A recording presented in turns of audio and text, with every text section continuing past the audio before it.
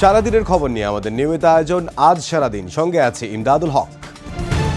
Passport থেকে except Israel তুলে দিয়ে ইহুদি রাষ্ট্রকে পরোক্ষ সমর্থন দিয়েছিল পতিত আওয়ামী লীগ সরকার। শুধু তাই নয়, বিরোধী মত দমনে দেশটি থেকে আড়ি পাতার যন্ত্র কিনেছিল বলে মন্তব্য করেছেন বিএনপির স্থায়ী কমিটির সদস্য সালাউদ্দিন আহমেদ। ইসরায়েলি আগ্রাসন বন্ধে বিশ্ব মোড়লদের ভূমিকা নিয়েও প্রশ্ন তোলেন তিনি। জানান, ইসরায়েলের বিরুদ্ধে শিগগিরই আসছে বড় কর্মসূচি। গাজায় ইসরায়েলি বর্বরতার প্রতিবাদে দ্বিতীয় দিনের মতো বিক্ষোভ কর্মসূচি নিয়ে সোচ্চার দেশের সর্বস্তরের মানুষ। ইসরায়েলের মানবতা বিরোধী কর্মকাণ্ডের প্রতিবাদে বিক্ষোভ মিছিল সমাবেশ করেছে ছাত্র জনতা। এ সময় অবিলম্বে গণহত্যা বন্ধের দাবি জানান তারা। গাজায় ইসরায়েলের গণহত্যার প্রতিবাদের নামে বিভিন্ন জেলায় কেএফসি, বাটা সহ বিভিন্ন ব্যবসা প্রতিষ্ঠানে হামলা, ভাঙচুর ও লুটপাটে জড়িত সন্দেহে ৪৯ জনকে আটক করেছে আইনশৃঙ্খলা বাহিনী। এর মধ্যে খুলনা থেকে ৩১ জন, সিলেট থেকে ১৪ জন ও গাজীপুর থেকে ৪ জনকে আটক করা হয়েছে। পুলিশ বলছে, দেশকে অস্থিতিশীল করার চক্রান্ত থেকেই অরাজকতা করছে দুর্বৃত্তরা।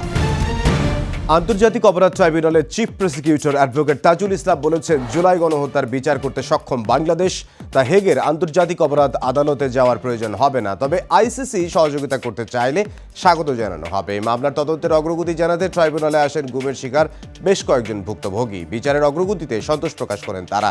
বিচারের দৃশ্যমান অগ্রগতি হলে ভারতে বসে শেখ হাসিনার হুমকি দেয়া কমবে বলে মনে করেন আয়নাঘরে বন্দী থাকা ভুক্তভোগীরা।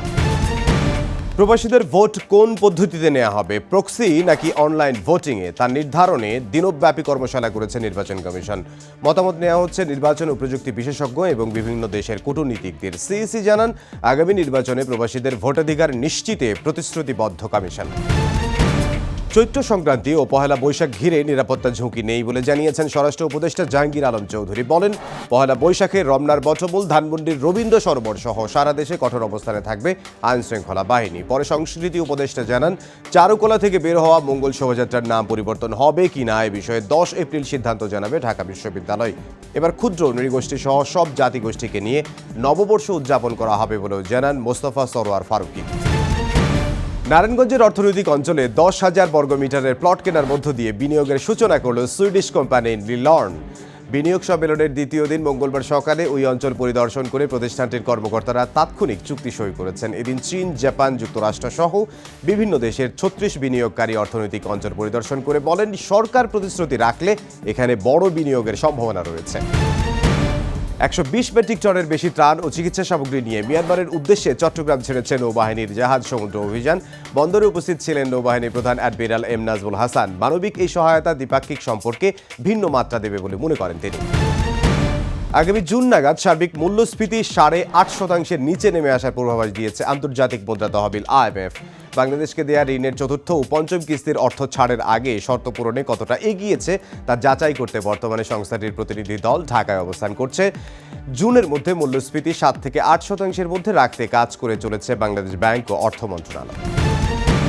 গাজায় যুদ্ধবিরতি ও জিম্মি মুক্তির নতুন পরিকল্পনার ইঙ্গিত দিয়েছেন বিনিয়ামিন নেতানিয়াহু ও ডোনাল্ড ট্রাম্প। যুক্তরাষ্ট্রে শত শত ফিলিস্তিনপন্থীর বিক্ষোভের মধ্যে হোয়াইট হাউসে বৈঠক করেন দুজন। এ সময় গাজাকে ফ্রিডম জোন বানানোর পরিকল্পনার কথা জানান ট্রাম্প। আর নেতানিয়াহু বলেন, আরেকটি যুদ্ধবিরতির পথে এগোনোর চেষ্টা চলছে। এরই মধ্যে অবরুদ্ধ উপত্যকায় চলছে ইসরায়েলি বর্বরতা। অবশেষে অনুশীলনে ফিরলেন বিদ্রোহী নারী ফুটবলাররা। পিটার বাটলারের অধীনেই দলের সঙ্গে যোগ দিয়েছেন ১৪ জন। সকাল ৬টায় ধানমন্ডির আবাহনী ক্লাব মাঠে অনুশীলনে নামে বাংলাদেশ নারী ফুটবল দল। বাটলারের বিরুদ্ধে নানা অভিযোগ তুলে গেল জানুয়ারিতে অনুশীলন বর্জন করেন ১৮ নারী ফুটবলার। ব্রিটিশ কোচের পদত্যাগের দাবিও জানান তারা। কয়েক দফা মিটিং ও তদন্ত কমিটি গঠনের পর অবশেষে সমস্যা সমাধানে সফল হলো ফেডারেশন।